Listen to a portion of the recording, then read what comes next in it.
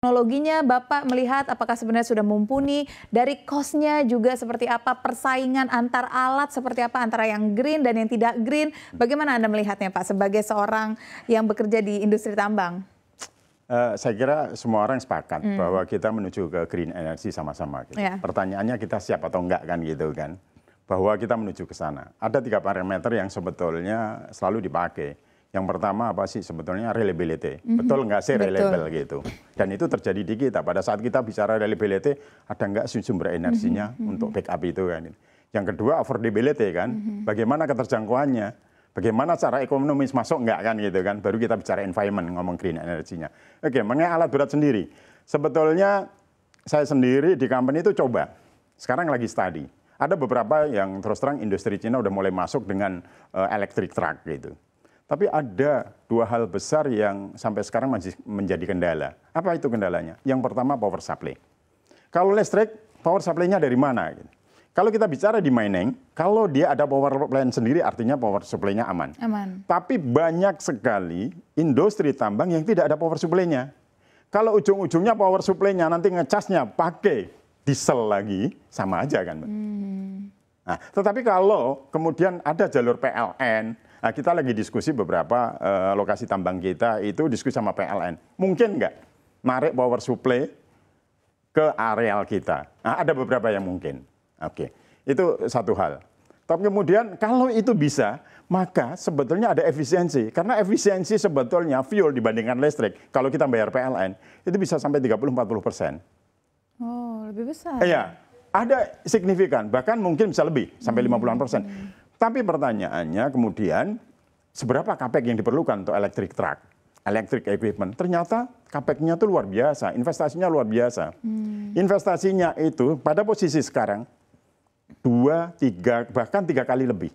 3 kali lebih besar? 3 kali lebih besar. Tidak yang diesel, misalnya ya, pakai diesel. Ya. Gitu. Nah, kalau angka itu pertanyaan berikutnya, proyeknya bisa nutup enggak? Kalau proyeknya bisa nutup, berikutnya adalah pertanyaannya siapa yang membiayai? Nah, yang biayai itu juga ada jadi problem. Nah, karena begini, hal yang sederhana sebetulnya electric vehicle lah, yang kendaraan di jalan pakai masyarakat itu kalau kita lihat satu mengenai teknologi. Kemarin kita beli misalnya Ioniq yang Hyundai itu harga berapa? Sekarang teknologi yang baru murah. Nah, kalau itu misalnya dibiayai bank dan kemudian yang baru lebih murah, itu kemudian orangnya nggak bayar kan selesai juga pembiayaan. Itu jadi pembelajaran kita. Tapi sebaliknya juga kita bicara di tambang, balik lagi ke tambang. Pembiayaan itu sampai sekarang saya belum dapatkan bank atau leasing yang benar-benar membiayai. Karena apa yang terjadi? Hal yang kemarin dalam minggu ini kita diskusi sama supplier dari Cina. Pada saat kita Anda bisa membawa pembiayaan nggak? Karena ini apa? Capex-nya lebih gede. Biasanya 4 tahun balik, misalnya 5 tahun, 6 tahun balik. Siapa yang membiayai? Nah, kemudian Cina, Pak ada insurance Sinosure gitu yang dari Cina, pembiayaan bank dari Cina. Tapi nyicil cuma setahun, 2 tahun. Nah, terus lebihnya bagaimana? Jadi pembiayaan jadi concern kita juga bahwa satu power supply, yang kedua adalah pembiayaan. Nah, kalau memang industri green energy reliable, affordability oke, kemudian power supply nggak ada masalah, dan kemudian pembiayaan oke, kita jalanin. Saya sendiri mau trial di company ini. Gitu. Tapi sampai dengan saat ini 4 poin tadi masih menjadi kendala ya, mulai dari capex-nya, lalu energinya sendiri dan sebagainya. Oke, dan selain sebelum energi, tapi dengan katakanlah yang diesel saja Pak, persaingan dari ini aja sudah banyak, mulai dari alat-alat berat yang datang dari Jepang, China, Amerika. Nah, bagaimana Anda melihat ini? Begini, kita sebagai pemakai alat berat itu kan pasti nyari yang paling efisien. Nah, hati-hati memang Cina luar biasa growth-nya gitu. Saya sendiri di company udah mulai pakai Cina gitu. Bahwa Caterpillar produk Amerika itu tidak semata-mata dibuat di Amerika, sebagian ada di luar daerah. Jadi udah mulai ada yang dibikin di Cina juga ternyata Caterpillar gitu kan. Kemudian Komatsu, ya memang kalau in term of performance, Komatsu, kalau saya pilihannya masih tetap Komatsu gitu ya. Kemudian Caterpillar berikutnya. Kemudian ada beberapa industri yang dari Eropa gitu kan. Oke, tapi kemudian masuk Cina. Cina tuh luar biasa memang. Cina tuh ada problem di support, itu kira-kira 10-15 tahun yang lalu. Mungkin 8 tahun ke atas itu problem. Problemnya apa? Support. Mereka hanya jualan aja. Tapi supportnya nggak ngerti.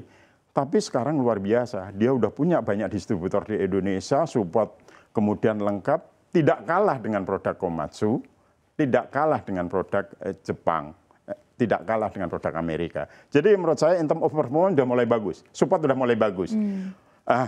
Bahkan mereka punya kelebihan seperti kendaraan, EV segala macam ternyata lebih murah dan komponennya lebih murah. Jadi Eropa, Amerika, Jepang mesti siap-siap bagaimana kompetisi dengan Cina untuk kedepannya. Karena faktanya, terutama industri nikel itu udah banyak yang pakai alat berat termasuk truk dari Cina. Bahkan elektrik truk itu banyak yang ada di daerah-daerah Indonesia Timur untuk nikel itu dari Cina. Jadi memang nggak ada pilihan buat kita pemain mana yang lebih efisien. Mana yang lebih efisien, ya. Karena kembali lagi semuanya harus bisa lebih efisien bagi para pengusaha dan pemain. Betul ya Pak. Pak, saya ingin berbicara tentang produksi batubara di Indonesia yang belakangan ini mencetak rekor sampai dengan tahun 2024 mencapai 779,3 juta ton atau kurang lebih 109,76%. Dan apakah ini bisa turut berdampak juga pada bisnis jasa pertambangan dan bagaimana Anda melihat kontribusi sektor batubara terhadap bisnis jasa pertambangan di seluruh Indonesia? Oke, tahun ini memang akan memecahkan rekor produksi coal. Tahun lalu 775 juta, tahun ini udah pasti di atas 800. Angkanya kita tunggu.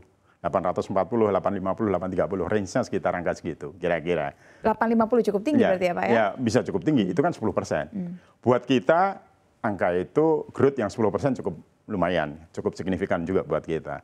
Pertanyaannya bagaimana sih pengaruhnya growth coal terhadap mining contractor, terhadap jasa pertambangan.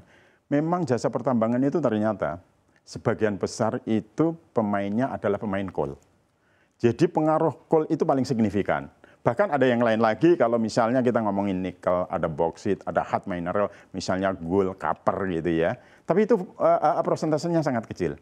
Jadi memang signifikan coal. Cuman long term-nya coal ini kan kita tahu, semua menuju ke green energy. Bahkan pemerintah Indonesia sendiri semenjak nanti 2030, itu peak-nya diperkirakan 900 misalnya ya, atau lebih sedikit. Kemudian mulai penurunan. Nah, kita mesti siap-siap nih. Nanti kalau pada saat sudah mulai turun mesti seperti apa? Nah, itu mesti kita siapin. Tetapi bahwa bagaimana pengaruhnya signifikan industri coal terhadap jasa pertambangan. Karena pemain jasa pertambangan sebagian besar adalah pemain coal. Ya.